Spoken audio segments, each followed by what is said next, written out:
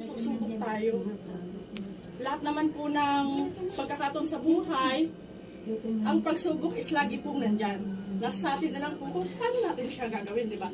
So sinubukan ko po. Uminom ako, naniwala, ganyan.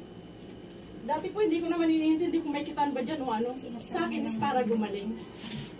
Then, pasensya na po kayo kasi pag nagtitestimony ako, naiyak ako kasi gumaling talaga ako sa First Vita Plus. Yes! Power. Ayun, yung kung may mga sakit po kayo, isa po ako dun sa mga sakit na tao.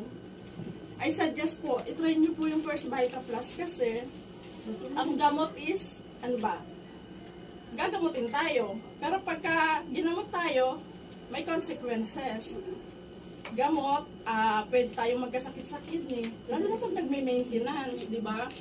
Pero sa First Vita Plus is, ano po ito yung natural. Hindi masisira. Walang preservative.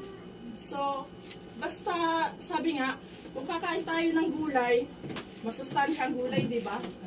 Pero, ang hirap lulutuin pa natin, di ba? Pero ito, kakanawin na lang natin sa isang baso lahat ng gulay na yung benefits ng 5 gulay, nandito na po lahat.